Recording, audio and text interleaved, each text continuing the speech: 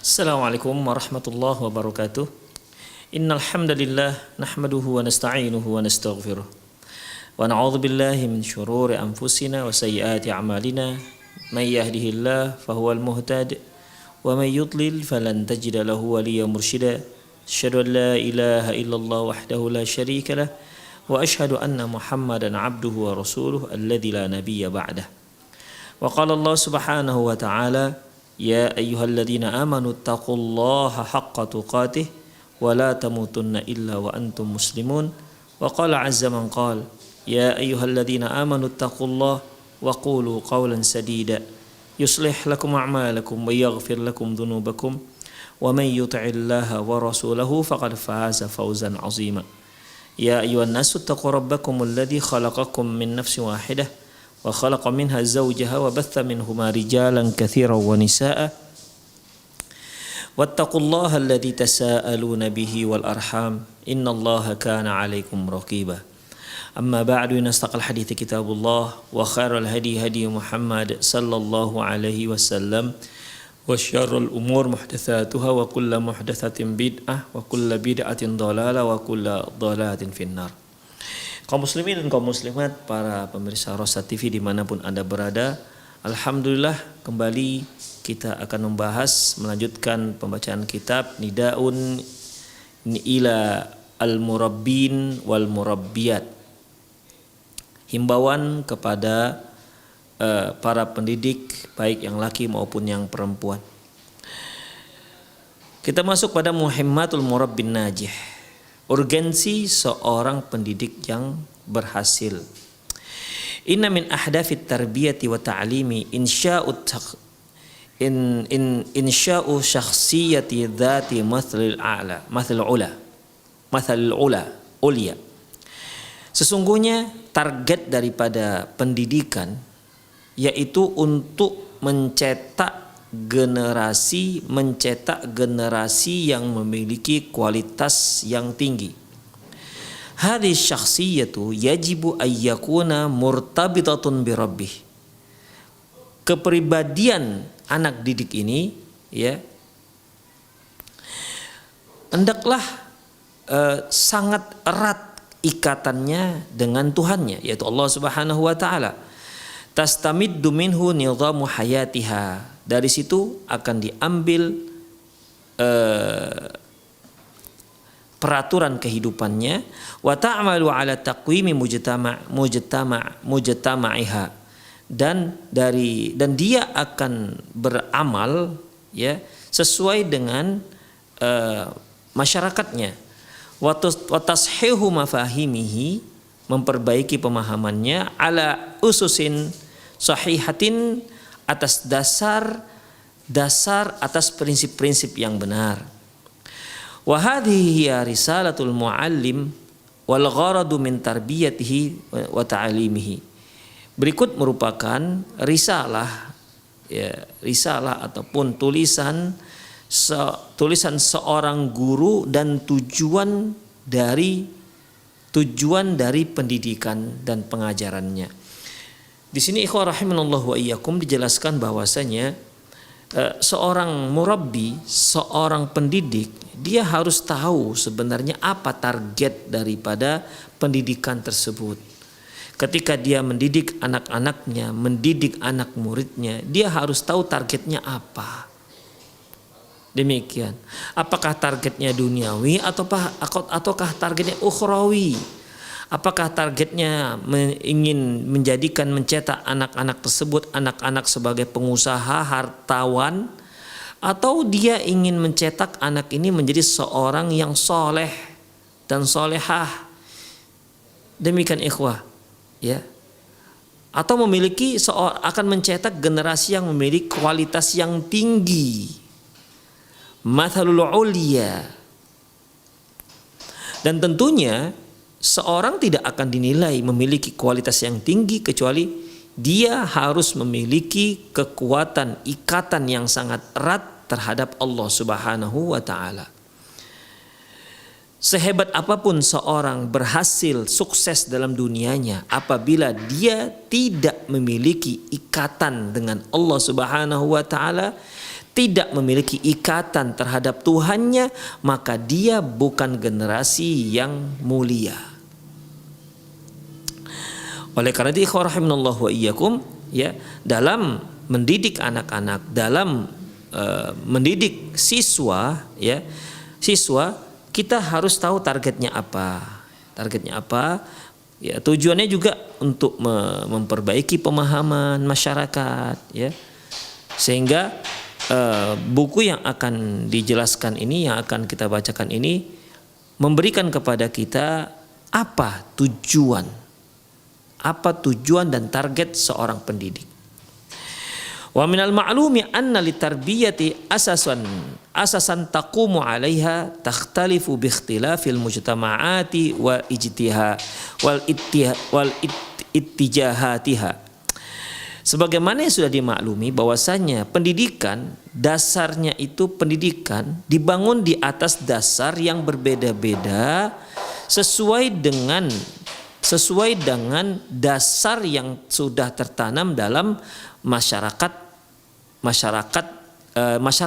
setempat, masyarakat tersebut. Fa idza kana asasut tarbiyati fil mujtama'i syuyu'i mathalan, apabila dasar daripada pendidikan itu adalah masyarakat komunis, ya, masyarakat komunis, maka tartakizu ala madiyati, maka pendidikan ini akan terfokus pada materi. Wa fi ruhiyatihi wa nafyu ruhiyat, tidak akan membahas terkait dengan masalah-masalah rohani. Ya, karena orang-orang ateis ikhwah adalah orang-orang yang tidak mengakui adanya Tuhan. Ya, tidak mengakui adanya Tuhan. Sehingga apa yang mereka didik ya sekedar materi. Duniawi, apa yang nampak. Karena bagi mereka tidak ada yang namanya keimanan. Ya. Bagi mereka bahwasanya kehidupan itu adalah antara untung dan rugi. Itulah sebuah kehidupan. Taib. Wa qat'u silatu at-talib bi rabbih, dan kalau sistem pendidikan ini asasnya adalah ateis, ya, maka terputus hubungan seorang murid dengan Allah Subhanahu wa taala. Ya, karena pada dasarnya mereka tidak mengakui adanya Tuhan. Fa idza kanat asasut tarbiyati fil mujtama'atil gharbiyati taqumu 'ala istighlali wal ananiyati, apabila dasar pendidikan di sebuah masyarakat barat yang dibangun di atas egois, ya, kepentingan pribadi, fa inna asasa tarbiyati fil mujtama'al islami taqumu 'ala ijadil aqidati sahihah. Sesungguhnya dasar-dasar pendidikan dalam masyarakat Islam yaitu dibangun di atas dengan menjunjung tinggi, dengan menguatkan akidah yang sahih. Wal awatifin nabilati, dan perasaan yang baik, wa adabus samiyah, dan adab yang mulia.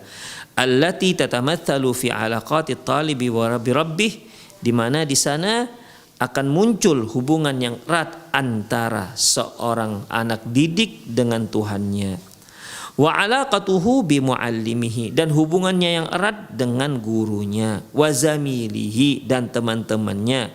Wa idarati madrasatihi, dan hubungannya yang erat dengan madrasahnya.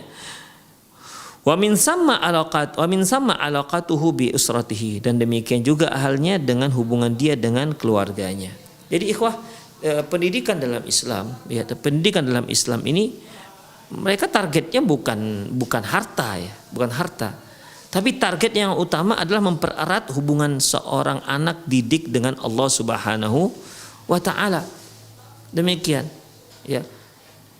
Hubungan seorang anak didik dengan Allah Subhanahu wa taala, diajarkanlah kepada mereka bagaimana cara mempererat hubungan seorang manusia dengan Allah Subhanahu wa taala.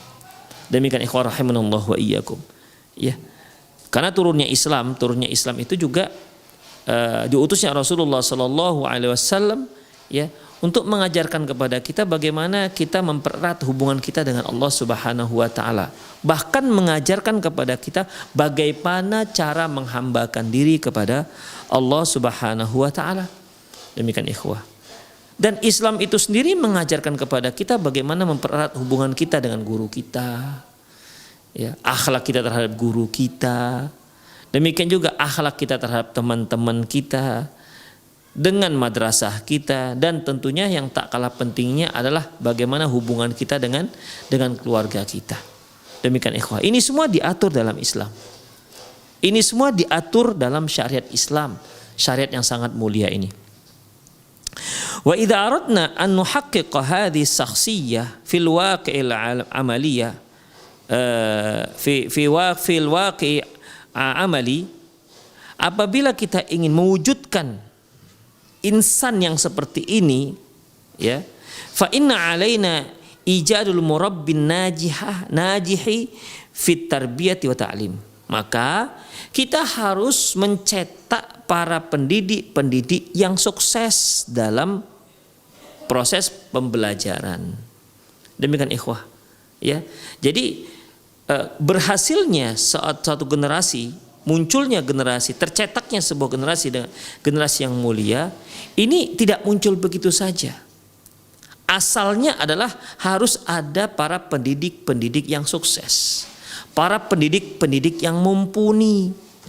Barulah nanti akan muncul anak didik, muncul generasi yang terbaik. Demikian ikhwah.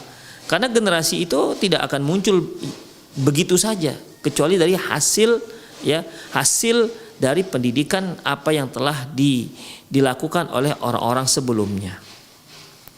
Hadzal murabbi yajibu an tatawaffara fihi syurut, di mana pendidik ini, si pendidik ini harus memiliki syarat-syarat. Wa adabun hatta yakuna murabbiyan salihan mualliman nafi'an. Seorang pendidik seperti ini, ya, sebagaimana kita katakan tadi, kita nggak akan bisa mencetak satu generasi dengan generasi yang mulia, yang kuat hubungannya dengan Allah, kuat hubungannya dengan sesama, dan kuat hubungan dengan dirinya sendiri dan keluarganya, ya, kecuali dengan diawali dengan mencetak para guru-guru, para murabbi, para pendidik yang mumpuni, yang soleh dan solehah. Demikian ikhwah, ya. Para pendidik ini, untuk mencetak generasi seperti itu, para pendidik harus memenuhi persyaratan dan adab-adab, sehingga murabbi tersebut ataupun sehingga tenaga pendidik tersebut, si pendidik ini adalah harus diawali dengan pendidik yang soleh dan guru yang bermanfaat, memberikan manfaat kepada murid-muridnya. Kita masuk pada syurutul murabbin najihi fit tarbiyati wa ta'lim. Syarat seorang pendidik yang sukses dalam belajar, dalam pendidikannya, dalam pembelajarannya. 1. Ayyakuna mahiran fi mihnatih. Hendaklah dia seorang yang mumpuni dalam bidangnya.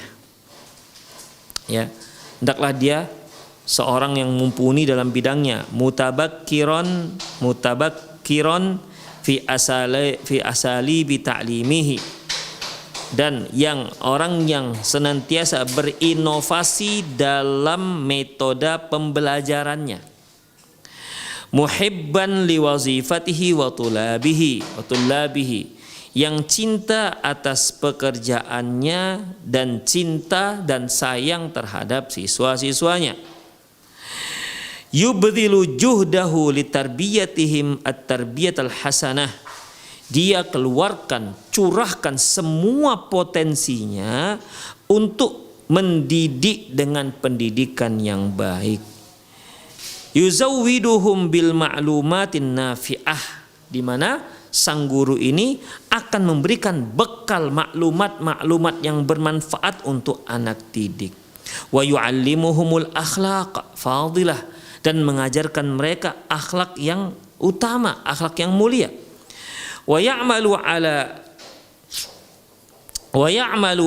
abadihim ala ibadihim ala adati sayyi'ah wa ya'malu ala ibadihim anil adati sayyi'ah. Dan mereka berupaya untuk menjauhkan anak-anak didik ini dari kebiasaan-kebiasaan yang buruk. Wa huwa yurabbi wa yu'allim fi anin wahid, di mana dia seorang pendidik sekaligus sebagai guru dan pendidik ya, dalam satu waktu sekaligus. Jadi di sini ikhwah rahimanallahu wa iyyakum, penulis menyebutkan bahwasanya seorang guru itu ya dia harus mahir dalam bidangnya. Seorang guru dia harus mahir dalam bidangnya dan dia memiliki insting dalam mengajar, berinovasi dalam memberikan metode pengajaran. Ya, dia harus punya pemikiran ke arah sana.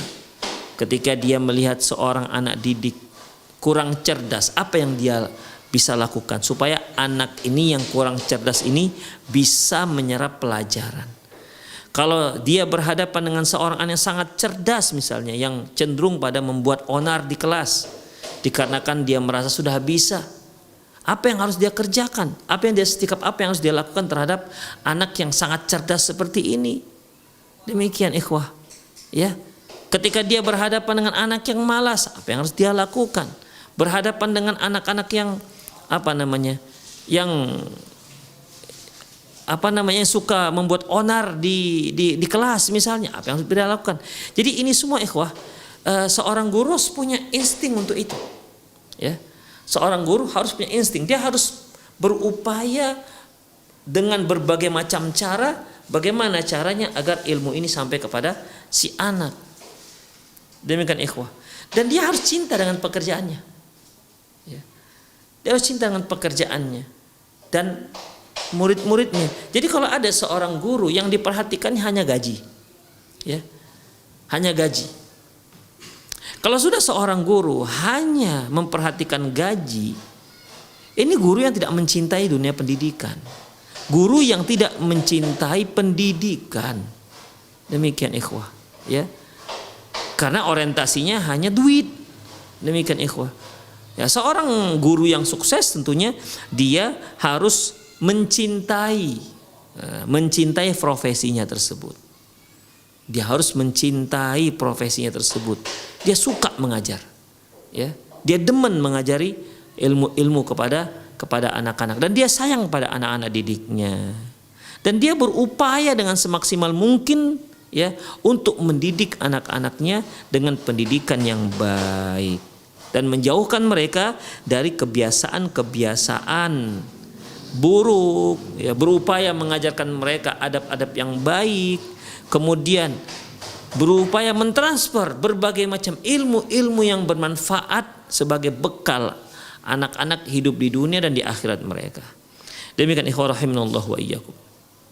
Nomor 2, ayyakuna qudwatun hasanah li ghairi. Hendaklah seorang guru itu bisa menjadi contoh tauladan bagi yang lain. Fi qaulihi wa amalihi wa sulukihi, apakah dalam ucapannya, dalam perbuatannya, dalam akhlaknya, dia harus bisa menjadi contoh bagi murid-muridnya, contoh bagi yang lain. Demikian. Kalau dia mengajarkan anak-anak agar anak-anak berbicara santun, maka dia wajib yang pertama yang memberikan contoh kepada anak didiknya bagaimana cara berbicara yang santun. Ketika dia mengajarkan kepada anak-anak bagaimana cara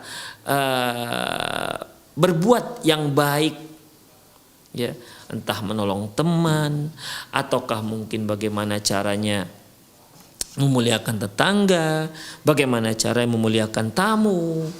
Demikian ikhwah, dia harus tunjukkan supaya si muridnya mudah menerima apa yang diajarkan oleh sang guru. Akhlak juga harus benar-benar teruji kebaikannya, sehingga si guru ini benar-benar menjadi uswatun hasanah, benar-benar menjadi suri tauladan yang baik bagi anak didiknya. Min haitsu qiyamuhu biwajibihi nahwa rabbih, seperti bagaimana dia melaksanakan kewajibannya terhadap Allah Subhanahu wa taala, wa ummatahu wa tullabahu, dan kewajibannya terhadap umatnya dan siswa-siswanya. Ya, kita ikhwah, ketika kita sebagai manusia ada hak Allah yang harus kita berikan. Ya, ada hak Allah yang harus kita berikan. Di mana ikhwah seperti sholat, ya. Demikian juga hak umat. Seperti yang kita katakan tadi, apa hak umat? Hak umat ini seperti kalau dia berupa masyarakat ataupun tetangga, ya dia mau memuliakan tetangganya. Dan juga bagaimana hak daripada siswa-siswanya. Yuhibbu lahum minal khair ma yuhibbu li nafsi wa auladih. Di mana seorang guru itu dia harus mencintai kebaikan sebagaimana dia mencintai kebaikan tersebut untuk dirinya dan anak-anaknya. Jadi anak didiknya ini benar-benar dia posisikan seperti anak kandungnya sendiri. Sebagaimana kita punya anak kandung, ya. Kan kita tidak ingin anak kandung kita ini menjadi orang yang bodoh, ya. Kita tidak ingin anak kandung kita ini nggak bisa baca Quran. Kita tidak ingin anak kandung kita ini menjadi orang-orang yang tak punya aturan dan tidak punya akhlak. Maka kita sebagai guru juga harus sayang kepada anak didik kita sebagaimana kita sayang kepada anak-anak kita sendiri. Wa ya'fu wasfah, dia juga harus banyak memberikan maaf. Wa in aqaba kana rahiman, seandainya jika dia memberikan hukuman, dia memberikan hukuman dalam posisi dia sayang kepada anak-anak tersebut. Beda ikhwah, seorang yang memberi hukuman kepada anaknya atas dasar kasih sayang dengan seorang yang menghukum anaknya atas dasar emosi. Ya, apabila ada seorang ayah mendapatkan anaknya melakukan kesalahan dan dia menghukumnya, jika dia menghukum dengan emosi, maka hukuman itu tidak akan terkontrol. Hukuman yang diberikan juga tidak akan mendidik, malah lebih cenderung pada menyakitkan dan menyakitkan secara fisik, atau mungkin sakitnya itu juga sampai ke hati. Demikian. Karena apa? Karena dia menghukum itu tujuannya bukan untuk memperbaiki si anak, tapi memang emosi, dia marah. Demikian ikhwah. Ya. Makanya kita perlu juga lah sekali-sekali kalau kita mau tidak mau harus menghukum anak kita, kita ungkapkan bahwasanya ayah menghukum ini bukan karena benci. Ayah tidak suka menghukum. Apalagi hukuman fisik seperti ini, ayah tidak suka. Demikian. Tapi ayah harus lakukan ini demi untukmu ya wahai anakku, supaya engkau bisa faham ini adalah perbuatan yang salah. Kalau ayah tidak menghukummu, kamu tidak akan ingat bahwasanya ini adalah sebuah perbuatan yang salah. Demikian. Jadi si anak tahu si ayah ini ya memberikan larangan, memerintah ini dan memerintah itu bukan dikarenakan dia sentimen, tapi dikarenakan dia sayang dengan kita. Demikian. Jadi si anak itu walaupun dihukum, dia merasakan kasih sayang orang tuanya. Ketika seorang siswa dihukum, tapi dia di tengah dia dihukum, dia merasakan sayangnya guru terhadap dirinya. Dan ini munculnya adalah dari tindakan pertamanya dari sang guru. Qala Rasulullah sallallahu alaihi wasallam, la yu'minu ahadukum hatta yuhibbu li akhi ma yuhibbu li nafsi, hatta yuhibba li akhi ma yuhibbu li nafsi. Tak beriman salah seorang kalian hingga dia mencintai saudaranya sebagaimana dia mencintai dirinya sendiri. Syarat yang ketiga, min syurutil muallimin najihi, di antara syarat seorang guru yang sukses, pendidik yang sukses, ayya'mala bima ya'muru bihi tullab minal adabi wal akhlaqi wa ghairiha minal ulum. Dia yaitu melakukan apa yang dia perintahkan. Dia melaksanakan apa yang telah dia perintahkan kepada murid-muridnya, apakah itu berupa adab ataupun akhlak ataupun ilmu-ilmu yang lain. Waliyahdhar mukhalafatu qawlihi li fi'li. Hati-hati jangan sampai adanya perbedaan antara ucapan dengan perbuatan. Seperti dia melarang muridnya, "Nak, kamu jangan makan pakai tangan kiri, Guru sendiri makan pakai tangan kiri. Si guru mengajarkan supaya supaya kalau makan jangan sambil jalan misalnya. Itu yang diajarkan kepada si murid. Maka si guru harus komitmen dengan itu. Dia tak boleh makan kecuali sambil duduk. Ketika di tangannya ada makanan, dia harus duduk. Demikian ikhwah. Sebagai konsekuensi daripada ingin mengajarkan akhlak yang mulia kepada anak-anak. Ya jangan sampai, nak kamu makan, kalau makan itu sambil duduk, jangan lari-lari. Dia lihat gurunya makan sambil jalan-jalan. Makan kerupuk, makan permen misalnya, sambil jalan-jalan. Minum sambil jalan-jalan. Tentu ini jelas menyelisihi perkataan, perbuatan mesti perkataan.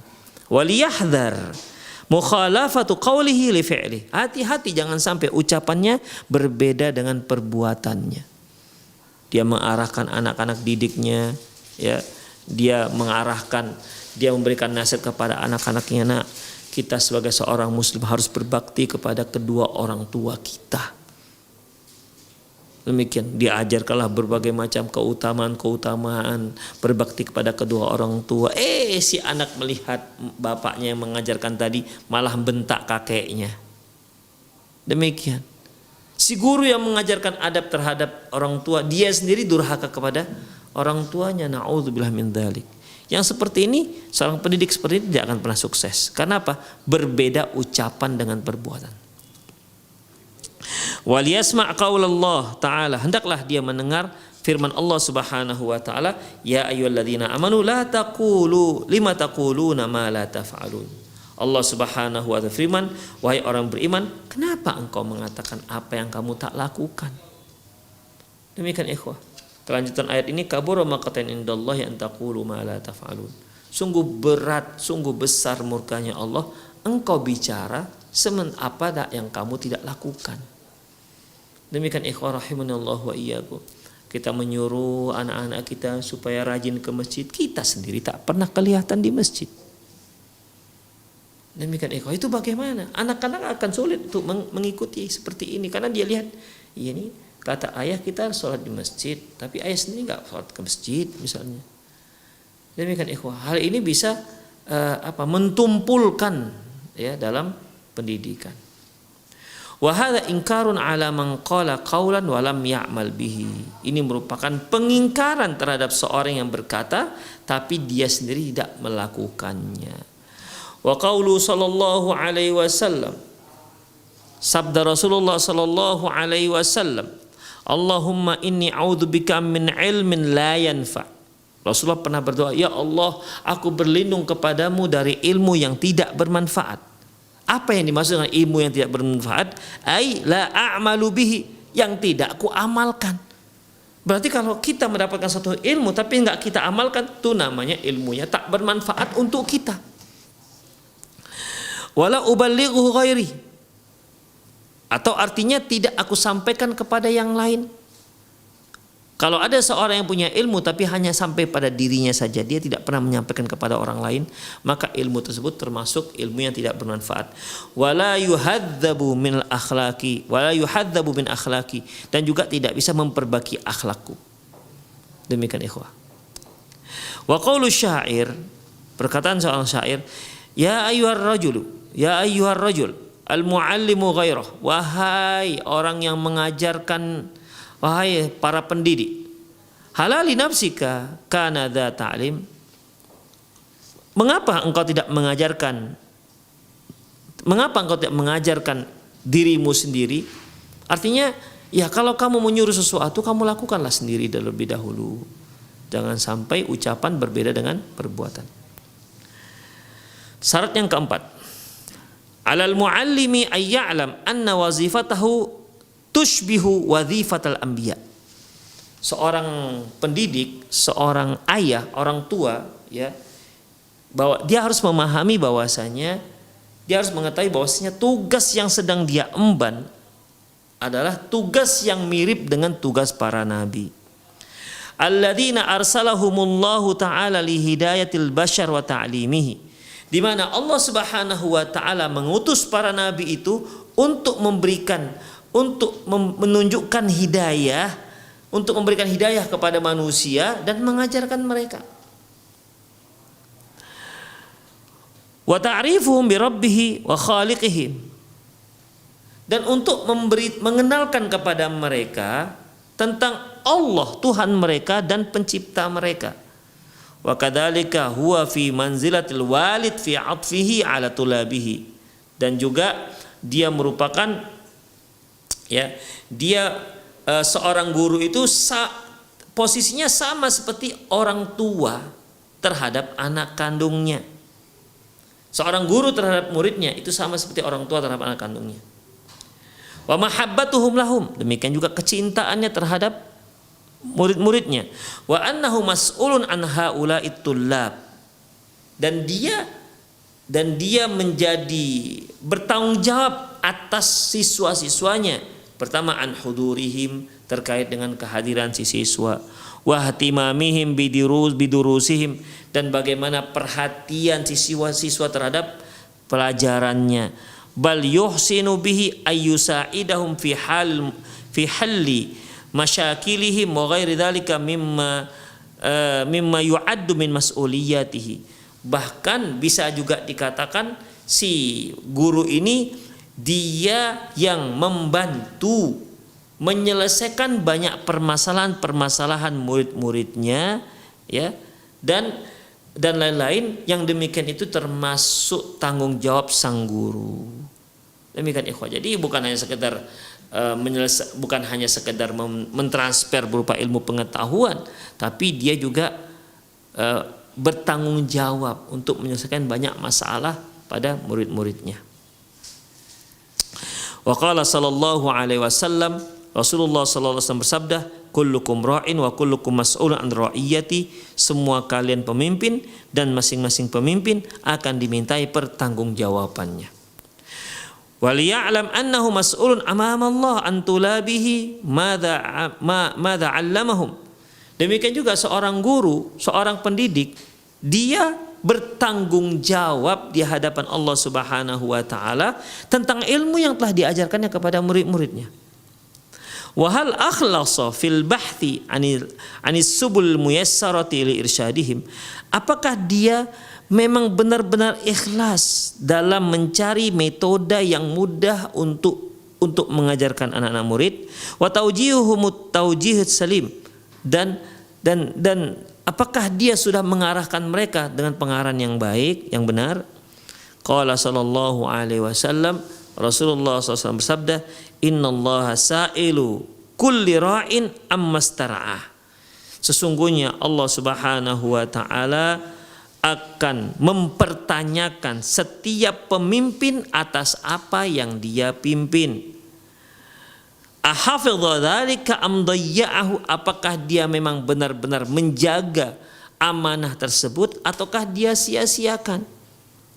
Hatta yas'ala rajulu an ahli baiti, sampai-sampai si laki-laki akan ditanya tentang keluarganya, akan dimintai pertanggungjawabannya terhadap keluarganya. Summa inna alaihi ayyu khatibahum bima yafhamuna kullu ala qadri fahmihim. Kemudian seorang pendidik haruslah berbicara terhadap anak didiknya dengan bahasa yang dipahami, yang bisa dipahami oleh mereka. Artinya seorang pendidik harus memperhatikan siapa audiensinya, siapa orang yang diajak bicara. Ya, jangan sampai bahasanya terlalu tinggi sehingga tidak difahami oleh orang yang mendengarnya. Demikian. Jadi dia harus perhatikan siapa di depannya. Kalau depannya adalah seorang yang dewasa, yang sebaya dengan dia harus gunakan bahasa-bahasa orang yang bahasa-bahasa yang lebih santun, karena dia berhadapan dengan orang yang sebaya dengan dia. Demikian ikhwah. Jadi dia harus menggunakan bahasa yang mudah difahami oleh anak didiknya. Qala Ali radhiyallahu anhu. Ali radhiyallahu anhu berkata, hadithun nas bima ya'rifun. Hendaklah kamu berbicara terhadap orang-orang dengan apa yang mereka ketahui. Atau hibbuna ayyukadziballahu wa rasulah, sukakah kalian mereka nanti malah mendustai Allah dan Rasulnya? Dikarenakan apa? Bukan dikarenakan isi ataupun konten daripada dakwahnya itu tidak tidak baik, tapi metode pemberitahuannya itu yang salah ataupun kurang tepat. Ya. Metode penyampaiannya tidak sesuai dengan orang yang sedang diajak, sedang dididik. Demikian ikhwah rahimanallahu wa iyyakum. Kemudian selanjutnya, innal muallima bihukmi mihnatihi ya'ishu bainat tullab tatafawatu darajati akhlaqihim wa tarbiyatihim wa dzakaihim. Kemudian seorang guru ketika dia menjalani profesinya, dia hidup di antara para siswa yang memiliki akhlak yang berbeda-beda, pendidikan yang berbeda, dan tingkat kecerdasan yang berbeda. Seperti yang kita katakan tadi, ada anak didiknya tidak cerdas, ada yang sangat cerdas, ada yang luar biasa cerdasnya, ada yang sedang-sedang saja. Dalam masalah ini, ya, seorang guru hidup di dalam lingkungan seperti itu. Walidzalika fa inna alaihi ayyasa'ahum jami'an bi akhlaqihi. Oleh karena itu dia harus berupaya, ya, dia harus berupaya untuk untuk memperhatikan, ya, berupaya untuk memperhatikan semua akhlak mereka. Tidak hanya yang cerdas-cerdas saja, yang sementara yang tidak cerdas diabaikan, tidak. Semuanya diperhatikan akhlak mereka. Yang cerdas, yang sedang-sedang saja, yang kurang cerdas, semua, ya, harus diperhatikan akhlaknya. Karena masalah kecerdasan itu kan tak terkait dengan akhlak. Cerdasan tidak ini kan terkaitan dengan bagaimana cara dia menyerap pelajaran dan menghafalnya. Tapi kalau yang namanya akhlak itu kan tinggal praktek, ya, tinggal mempraktekinya. Fayakunu lahum bimanzilatil walid ma'a auladihi, sehingga sang guru ini posisinya sama seperti seorang ayah terhadap anak-anaknya. Amalan biqaulil murabbil kabir, untuk mempraktekkan ucapan pendidik yang teragung, yaitu Nabi Yuna Muhammad sallallahu alaihi wasallam, Nabi kita Muhammad sallallahu alaihi wasallam. Innama ana laka bimanzilatil walid u'allimukum. Aku itu di antara kalian, ya, ibarat seorang ayah yang sedang mengajarkan kalian. Demikian ikhwah. Jadi Rasulullah memposisikan dirinya sebagai seorang ayah di antara para sahabat-sahabat yang lainnya. Nomor 6, anna mualliman najih ayyata'awana ma'a zumalaihi. Seorang muallim, seorang guru yang sukses, dia harus bekerja sama dengan teman-temannya. Wa yansahuhum wa yatasyawaru ma'ahum limaslahati talabati. Hendaklah dia nasihati mereka, ajak mereka musyawarah demi kemaslahatan murid-murid. Liyakunu qudwatul hasanah litulabihim, sehingga mereka menjadi seorang yang contoh, sebagai contoh teladan bagi murid-muridnya. Wa alaihim jami'an ayyaqtadu bi Rasulillah sallallahu. Semua guru wajib untuk benar-benar mengikuti Rasulullah sallallahu alaihi wasallam haitsu khataballahu ta'ala al-muslimin biqaulih, di mana Allah Subhanahu wa taala berfirman terhadap kaum muslimin, laqad kana lakum fi Rasulillahi uswatun hasanah. Sungguh pada diri Rasulullah sallallahu alaihi wasallam itu ada uswah hasanah, ada suri tauladan yang baik. Demikian ikhwah rahimanallahu wa iyyakum, ya. Jadi di sini kita sampai pada 6 syarat. Saya ulangi, syarat pertama, hendaklah dia benar-benar orang yang mahir dan menekuni profesinya sebagai seorang guru. Yang kedua, hendaklah dia menjadikan dirinya sebagai suri tauladan yang baik, sebagai contoh untuk murid-muridnya. Ketika dia berbicara tentang kebaikan, dialah orang yang pertama melakukan kebaikan. Intinya dia orang yang ketika dia memerintahkan sesuatu, dia orang yang pertama yang melakukannya. Ketika dia melarang sesuatu, dialah orang pertama yang tidak melakukannya. Demikian, dia harus menjadi contoh teladan yang baik bagi anak-anak didiknya.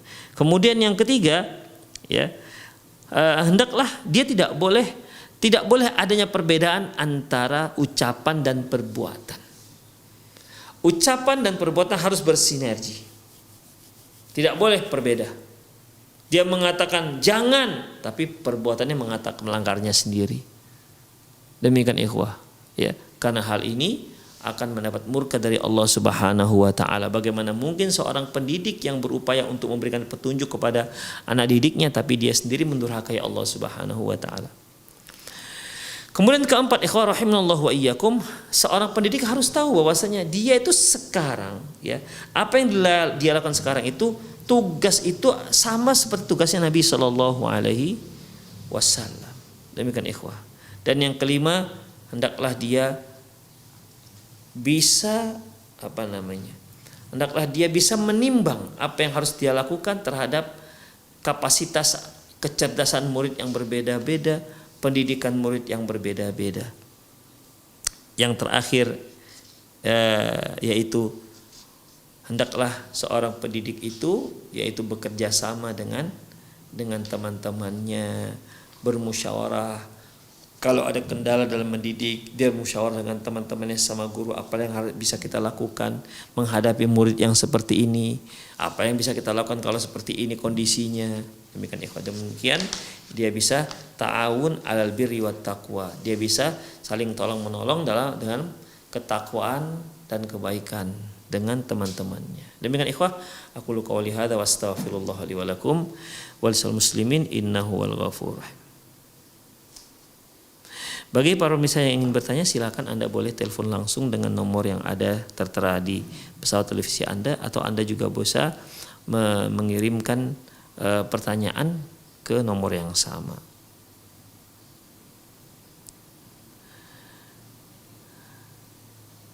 Bismillah, izin bertanya Ustaz, Anda minta saran bagaimana cara menasihati anak yang sudah remaja masih susah menjalankan sholat yang 5 waktu.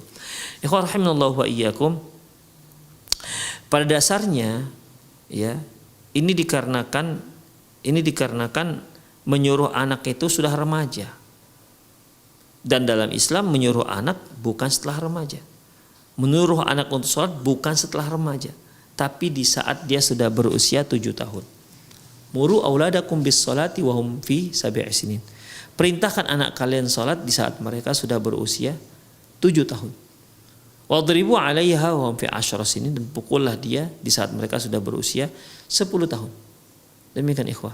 Jadi kalau seandainya sudah remaja juga belum bisa, sulit untuk melaksanakan sholat, ya, maka kita sebagai orang tua, yang pertama yang kita lakukan, mohon doa kepada Allah Subhanahu wa taala, semoga anak kita bisa Allah beri kemudahan untuk dapat melaksanakan sholat yang 5 waktu. Kemudian kita sebagai orang tua ya benar-benar menyuruh anak, membimbing anak untuk sholat, nasihati terus, ya.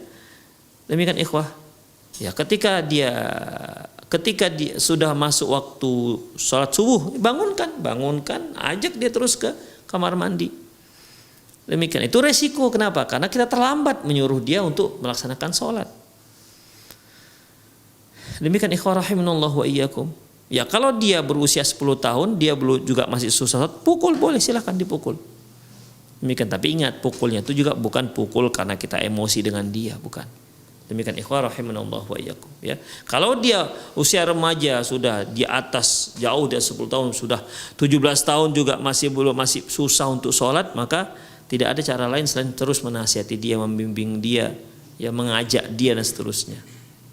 Dan kedua orang tua harus saling bersinergi dalam masalah itu. Jangan sampai si ibu menyuruh, si bapak nggak mau nyuruh. Ya, dia seolah-olah tidak mau tahu dengan kondisi anaknya. Ini tentunya seorang suami yang tidak bertanggung jawab di hadapan Allah Subhanahu wa taala. Demikian ikhwah. Bagaimana cara menasihati remaja ini? Ya, tidak ada cara. Ya, bagaimana caranya agar dia bisa menerima? Ajak saja, tidak usah pakai dinasihati juga, ya, karena mungkin kalau nasihati sudah terlalu banyak. Ajak saja, yuk sholat kita, gitu. Nah, bangunkan dia ketika subuh, ketika zuhur, bangunkan dia, ataupun diajak dia, dipegang tangannya supaya dia bisa melaksanakan sholat. Ajak dia ke masjid.